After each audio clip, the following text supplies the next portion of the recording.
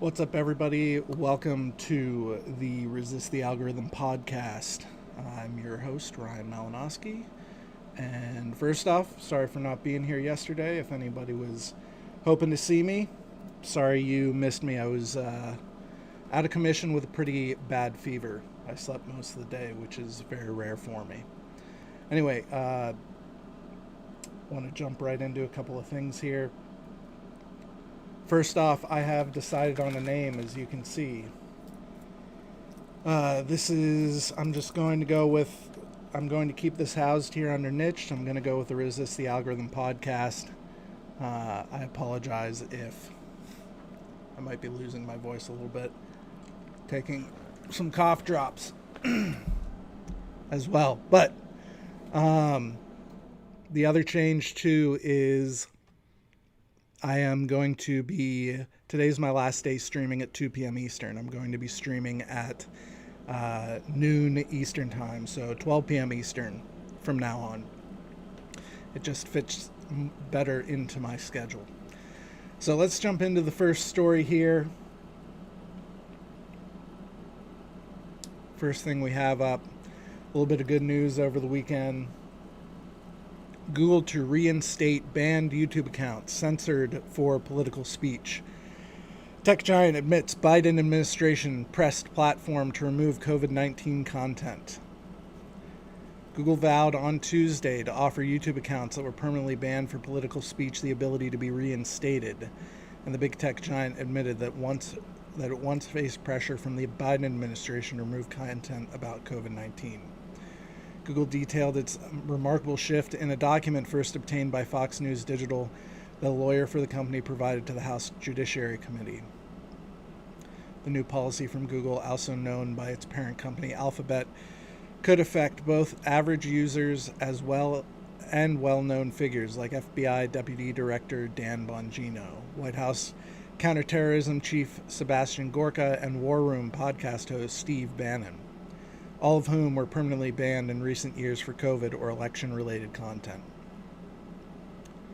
Reflecting the company's commitment to free expression, YouTube will provide an opportunity for all creators to rejoin the platform if the company terminated their channels for repeated violations of COVID-19 and election integrity policies that are no longer in effect, the lawyer representing Google wrote. Bongino ended his conservative radio show, which live-streamed on Rumble when he joined the administration this year. He attributed his popularity on that platform to permanently losing his YouTube account in 2022. The YouTube permanently banned Bongino, who had one of the most followed accounts on the platform for spreading what is said was COVID-19 misinformation about masks. The document from Google also noted that YouTube values conservative voices on its platform and acknowledged that the creators have extensive reach and play an important role in civic discourse. All right, so, I mean, this is a good thing, right? It's a win for free speech if companies who are technically publishers, they should be held to a different scrutiny, and they shouldn't be able to be pressured by the government to kick off certain viewpoints. Not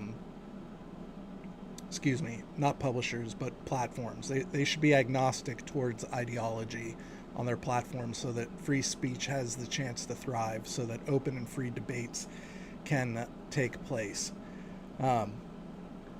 Anytime you see a company do something like this, that's a good thing. But that being said, they kind of said that, hey, the reason we took these creators off was because we had pressure from the government, and the reason now that kind of they're putting them back on is because of pressure from the government. So if the government just has the free reign to be able to pressure platforms like this to do their bidding, they become extensions of the government, and in which case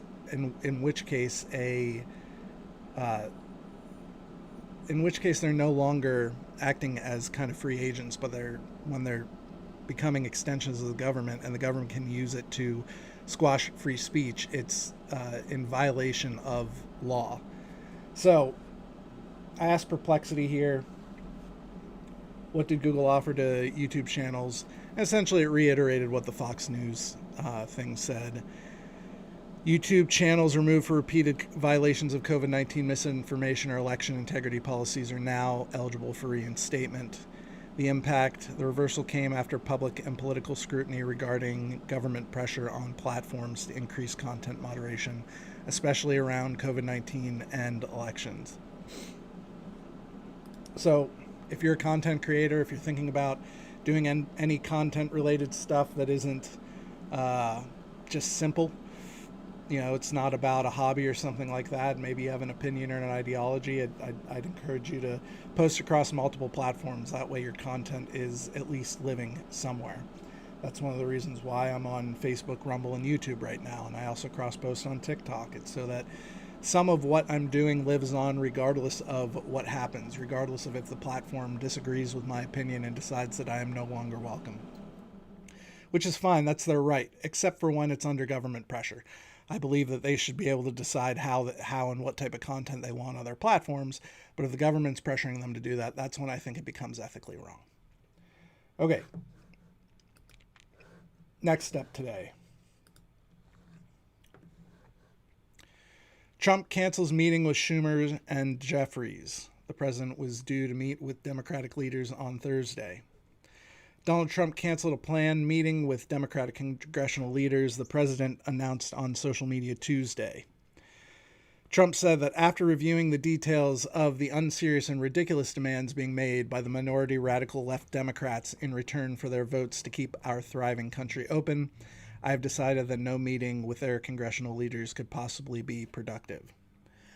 It comes one day after Politico reported that the president would meet with Senator Minority Leader Chuck Schumer and House Minority Leader Hakeem Jeffries as a government shutdown looms. Trump decided to cancel the meeting after the House GOP leadership relayed their concerns about it to the White House, according to two people granted anonymity to describe private conversations. Earlier Tuesday, Jeffries and Schumer said in a statement that they plan to use the meeting to emphasize the importance of redressing rising costs, including the Republican healthcare crisis. It's past time to meet and work to avoid the Republican-caused shutdown. Republicans have been pushing for a clean 7-week stopgap spending bill, while Democrats introduce a different measure which would keep the government open for 4 weeks, while attaching other demands. Speaker Mike Johnson underscores the uneasiness Tuesday, telling reporters at the Capitol that he would insist on attending any exchange with the Democratic leaders as they pushed for a myriad of policy concessions as a condition for their votes on any spending bill. If there's a meeting, I will certainly be there, Johnson said, but I'm not certain that the meeting is necessary.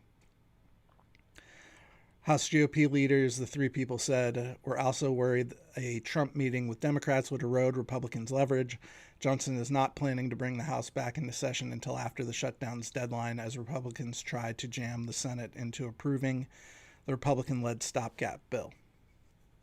Okay, so I also asked Perplexity, just so I was making sure I understood, what is a clean 7-week stopgap spending bill?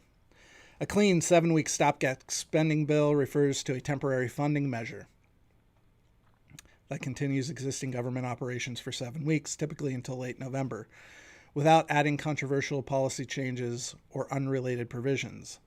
Often called policy riders or poison pills to legislation, this bill keeps funding at current levels, mainly preventing a government shutdown, while congressional negotiators try to reach long-term budget agreements. Typically, in my opinion, that's a good thing. If you can get a stopgap bill, just a continuation and extension going, so that you can continue to negotiate, that's usually a good thing. Key features. The bill maintains funding for federal agencies. It contains limited exceptions like modest funds for increased federal security. The goal is to buy time and avoid a government shutdown. Okay. So then I asked, what are the Democrats' demands in their 4-week extension? The Democrat demands in their 4-week extension proposal for the government funding primarily focus on health care and reversing recent spending cuts. Their key requirements include permanently extending the enhanced subsidies for health insurance under the Affordable Care Act, which are set to expire at the end of the year, reversing nearly $1 trillion in Medicaid and other healthcare spending cuts that were enacted in the GOP-backed tax and spending measures earlier in 2025. Measures that threaten the viability of rural and small hospitals that could result in millions losing coverage, releasing $5 billion in foreign aid previously withheld by the Trump administration, limiting the president's authority to rescind or withhold congressional approval funds, a power recently used by President Trump, providing $326 million in additional security funding for lawmakers, executive officials, and judges, much higher than the GOP proposal for the increased security. So, of course, the Democrats want to take the opportunity they think they might have to increase spending, something that we haven't seen the benefit of yet. Decreased spending takes a little while for it to come into effect and for us as the citizens to see a benefit from it. So to try and jam it in and only give a 4-week extension, I mean, these are major things that the Democrats would like to see done. And whether you think they're good things or not, I think jamming them in to only approve a 4-week extension is very nearsighted. These are things that need to, you need to take time with and figure out what the best course of action for the American people are. So overall, I think the Republicans are going to get their 7-week extension done without the help of the Democrats, because Johnson is a skilled politician and he tends to get things done, even though at times there seems like there is turmoil on the Republican side of the aisle. Something like this is of benefit to most people. Having government shut down, especially when you're the party in power, is never a good thing. So if he can avoid it, that would be good for the Republicans. If he can't, it would probably be good for the Democrats. But lately, the Democrats have had the unique ability to take a good thing for them and turn it into a bad thing for them. They keep taking the 20 issue of every 80-20 issue. So we'll see. We'll see what happens here. I'll be reporting more on it in the future. All right. Putin offers Trump a 1-year extension to nuclear weapons treaty. So we have had a treaty with Russia to essentially not create more nuclear weapons. Or rather to have a cap, right? We can only match the same level that they have. But Russian President Vladimir Putin on Monday offered to voluntarily maintain the limits on deployed strategic nuclear weapons set out in the last arms control treaty between the two powers, once it expires next year if the U.S. does the same. White House Press Secretary Caroline Leavitt said Putin's proposal sounded pretty good, but the U.S. President Donald Trump, who has in the past expressed concerns about the treaty's fate, would address the offer himself. The 2010 New START Accord, which expires in February, caps the size of the world's two biggest nuclear arsenals. Many experts fear its expiry could fuel an arms race as both sides boost strategic weapons deployments. The original treaty could only be extended once by 5 years, which Putin and former U.S. President Joe Biden agreed to implement in 2021, which is why Putin appealed to Trump to voluntarily agree to a 1-year informal rollover. His offer, which comes as Ukraine tries to convince Trump to impose harsher sanctions on Russia, was made public by Putin at a meeting of his Security Council. Russia is prepared to continue adhering to the central numerical limits under the New START Treaty for 1 year after February 5th, 2026. Subsequently, based on an analysis of the situation, we will make a decision on whether to maintain these voluntary self-imposed restrictions.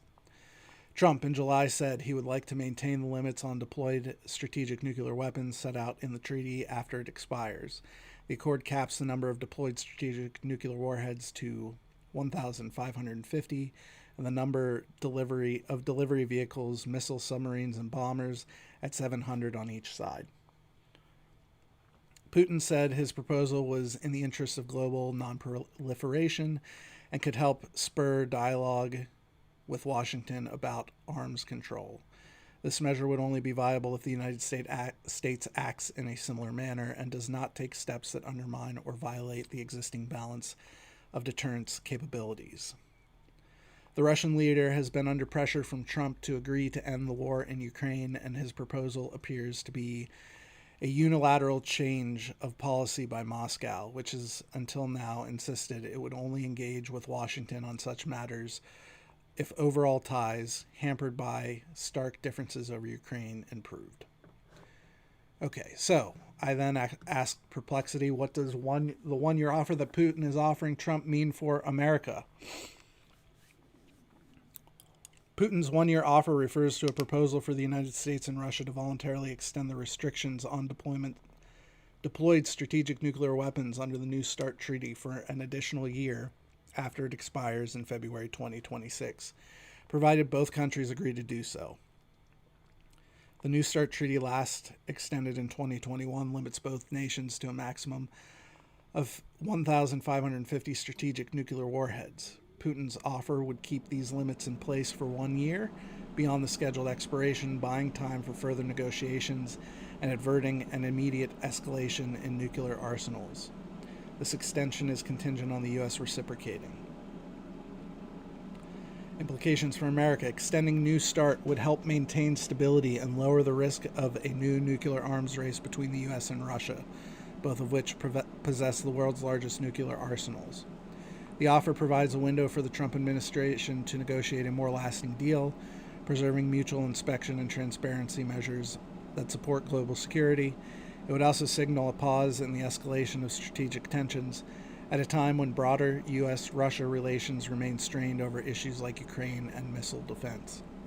However, the year-long extension does not address tactical battlefield nuclear weapons, which remain outside the treaty's scope and are a growing concern in the current conflicts. Both leaders see an extension as a way to demonstrate diplomatic responsibility, though each frames it to suit domestic and international agendas. Trump has indicated support for maintaining the limits, but substantive negotiation is required for a longer-term solution. I then asked, how can we trust Russia would follow through with the agreement? Trust in Russia's commitment to a nuclear agreement like New START is currently very limited, given recent history of noncompliance and treaty suspensions. As of 2023, Russia suspended its participation in the New START Treaty and refused to allow required U.S. inspections, consultative meetings, and mandated notifications about its nuclear forces. The U.S. State Department has repeatedly declared that Russia is in non-compliance with New START, citing these refusals and lack of transparency as unlawful breaches of the treaty. While Russia has sometimes claimed it will continue to abide by certain warhead and launcher limits, the absence of inspection rights and regular data exchanges removes meaningful verification, making such compliance effectively unverifiable. Russia's history with earlier arms control treaties include suspensions or violations, adds to skepticism about trusting guarantees without robust, enforceable oversight mechanisms. So, Putin saying this could be true, it could not be true. Frankly, my perspective on it is, Russia has not been a great friend to America. Putin has kind of shown that he is willing to be authoritarian and has been invading his neighbors over the last 15, 20 years. I mean, the idea behind having a treaty with them is simply a piece of paper in my mind. How can we trust that this is true? And frankly, if we can't trust that it's true, why are we not then trying to match whatever they have as a form of deterrence? I'm not a war type person. I don't like war. In an ideal world, nobody would have nuclear weapons. We would be using nuclear for its benefits of, energy production and that sort of thing. But we tend to label nuclear as a kind of pariah in society. Nuclear creation of energy is bad because nuclear warheads are bad, when in reality, there's multiple uses for different things. But if behind the scenes, Russia is just saying that they're going to do this, and then they are sitting there not following through on the treaty that they've agreed to, then it just puts us on the back foot. We are back-footed in that situation, and it's something where it's probably not a great situation for us. You know, if we can't trust the people that we have treaties with, why do we have treaties with them at all? Why are we even entertaining it? I don't know. Maybe I'm wrong. Maybe you can tell me in the comments why that's the wrong perspective to have. But if Putin's going to have 2,000, 2,500 warheads, and we're sitting here agreeing to 1,500 essentially, why are we doing that? I hope he's doing it in good faith. I hope it's something where we can come to an agreement with, because nuclear war would be bad for every single person on the planet. It would not be good for anyone. We have the ability to destroy the planet many times over, and I don't think anybody wants to see a nuclear war happen. So, this podcast is sponsored by Niched. Niched is the world's first human interaction platform, and it did something totally different. Instead of having algorithms that oppress people and force you to see what the algorithm thinks is most profitable for the company, I removed algorithms from this platform. I also removed gatekeepers from the platform. They were never there to begin with, but instead I put the power into your hands. I put the power into the individual user's hands to decide what you see. And all that is required of you is to add a category to each of your posts. So when you post in Niche, you add a category to it, and that allows you and me and every single user to either see that post because the category is an interest of yours, or to not see the post because it's something that's not an interest of yours. If you absolutely hate politics and you never want to see anything about politics or ideology or anything like that, and all you ever want to see is crocheting videos or posts about baking, you can have a whole platform centered around just those things. That's what I aim to do at Niched. I aim to put the power into the individual's hands, provide a way for you to become my customer and not just a product, because on social media we are all products. And I really hope that you check it out. If any of that interests you, please go to resistthealgorithm.com and you can learn more about Niched. And it's something that I'm very excited about, and I hope it is of benefit to you. Thank you very much for being here today. I really appreciate your time. Now we're going to jump right into the next story. So, I'm not sure if any of you watched Charlie's funeral over the weekend, but it was pretty amazing. It's definitely not something that I've seen in my lifetime. It is something that many thousands of people showed up to honor his life, and from what I saw, it turned into, it was just very interesting. You had many members of the current cabinet essentially giving, mini sermons as they spoke about Charlie and what he meant to them and the friendship that they had, and pretty much every single one of them pointed to God, and that's kind of amazing. There were no protests or riots after his death, and the grace that Erika showed in her speech. She spoke for about 30 minutes about Charlie and about his vision and about what he was trying to accomplish. And I want to play one part for you guys, because this is unprecedented in American life, when we are all told that we should have enemies and we should be against one another and we should not give grace to one another. The grace that Erika showed is unprecedented in modern America, I believe, and it's an example that we could all learn from. So let me show you what she said here.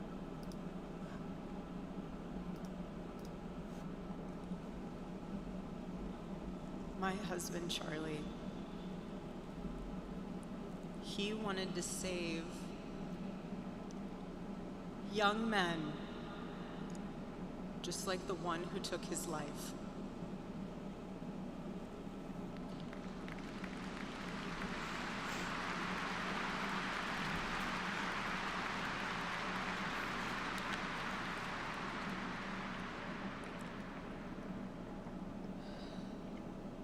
That young man. On the cross, our Savior said,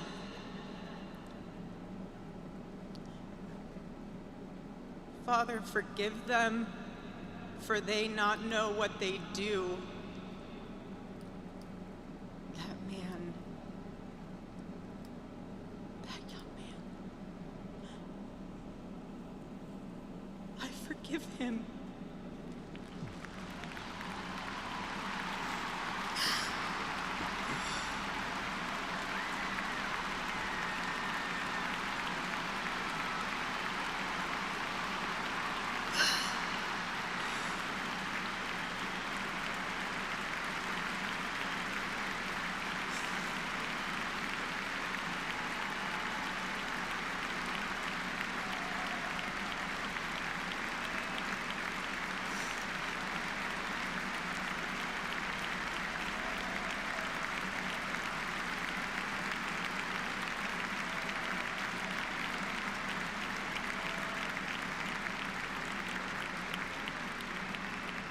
I forgive him because it was what Christ did and is what Charlie would do. The answer to hate is not hate. The answer we know from the gospel is love, and always love. Love for our enemies and love for those who persecute us.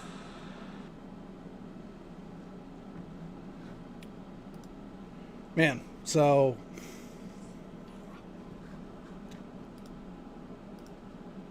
that's incredible, if you're asking me. Obviously, our faith requires it of us. Our shared Christian faith, Charlie, myself, Erika, many others who are starting to learn more about it or to come back to it. Many others who hadn't been to church in years, and because of what happened, they thought, you know what, there's more to life than, whatever my hedonistic desires and preferences.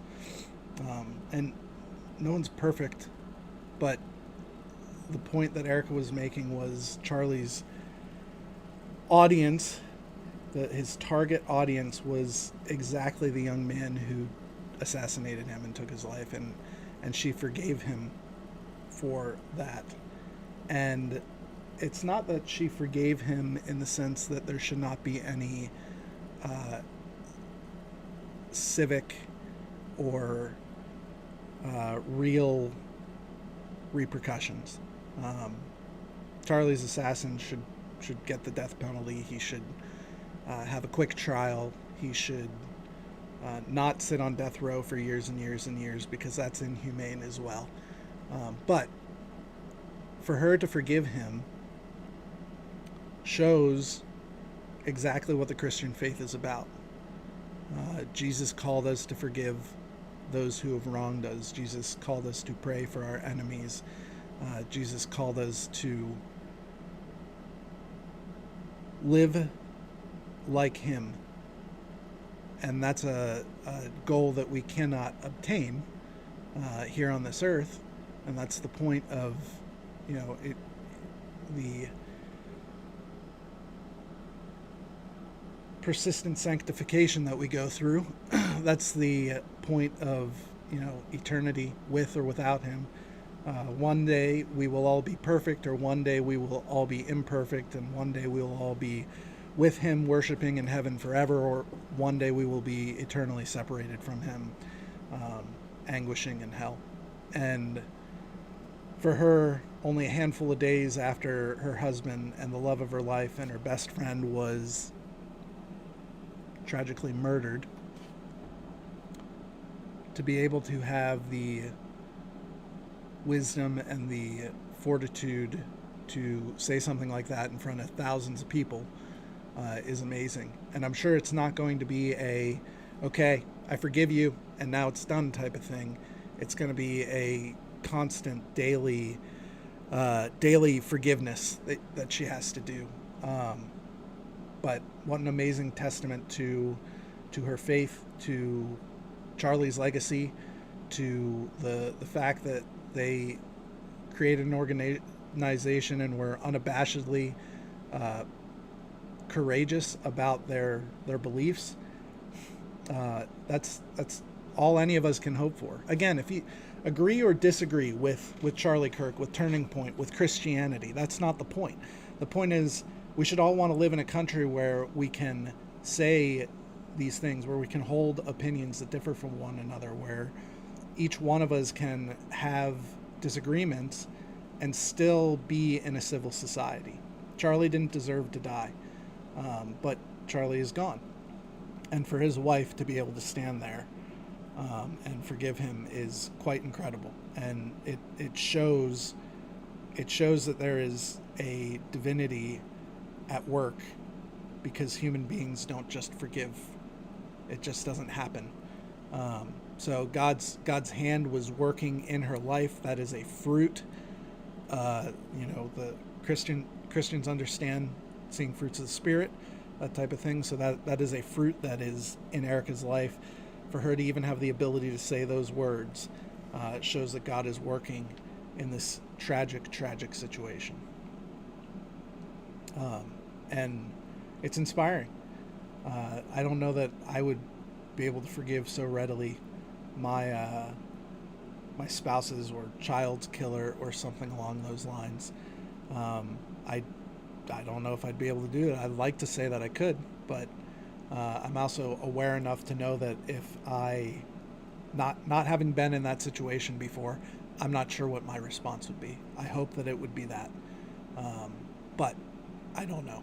And I commend Erika for that, and I am praying for her and her family that they may find peace in this very trying time.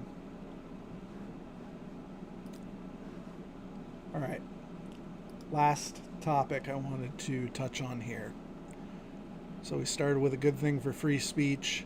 Here's a bad thing for free speech, but it's what's to be expected in China. So China cracks down on pastors' online activities, bans evangelizing youth. China has instituted numerous regulations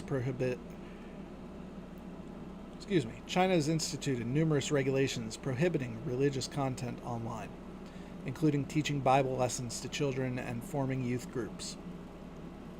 Based on prior laws and regulations, the articles released by the National Religious Affairs Administration significantly restrict faith content online. Religious Rights magazine, Bitter Winter, reported.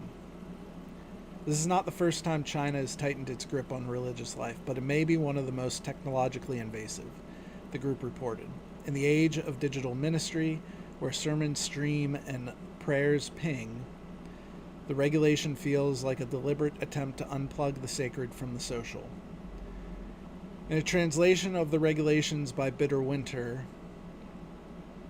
Article 5 states that the clergy can only preach or provide religious education and online trainings through registered religious organizations' websites, applications, forums, and platforms that have an Internet Religious Information Services license. Personal social media accounts, live streams, WeChat groups, or informal forums are strictly off limits for religious instruction, the Einland magazine noted. Self-promotion is banned, and clergy may not use religious identity to attract followers or traffic. Foreign entanglements are forbidden. No supporting or participating in overseas religious infiltration. Article 10 also forbids clergy from spreading religious ideas to minors or inducing beliefs in them through the internet, and bans organizing children to participate in religious education, training, and camps. Clergy may not evangelize to underage users or organize youth religious camps or training, Bitter Winter reported. Commercialization is a no-go. There should be no fundraising, selling religious merchandise, or monetizing religious activities online. AI evangelism is also off the table.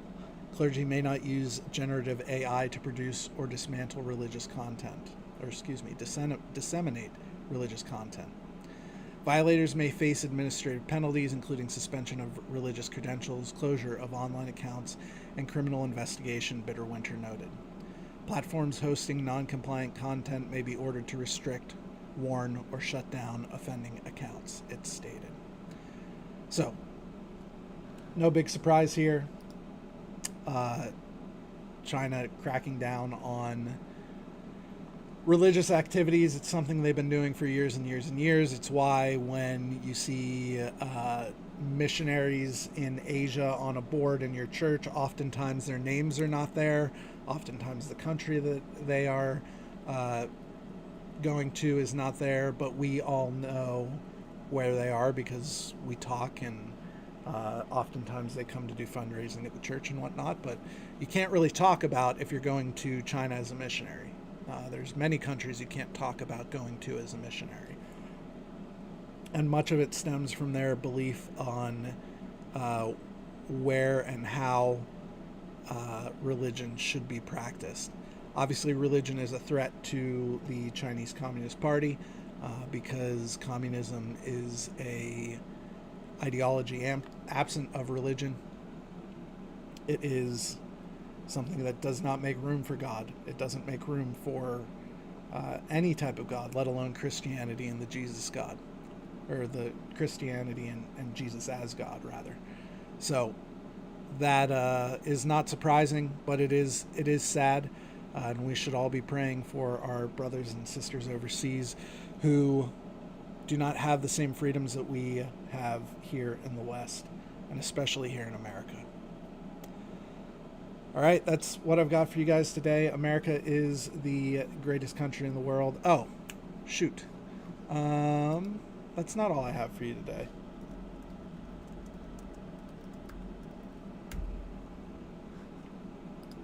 I forgot.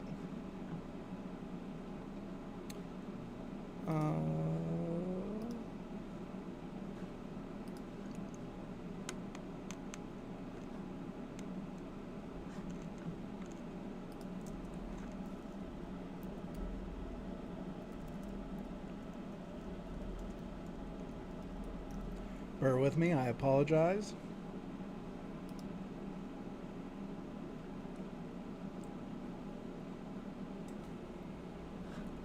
I forgot that we were going over the Bill of Rights. I'm glad I remembered. So I believe we read through the 6th last time. Yep, we read through the 6th last time. That's the right to a speedy trial. Let's read 7 through 10.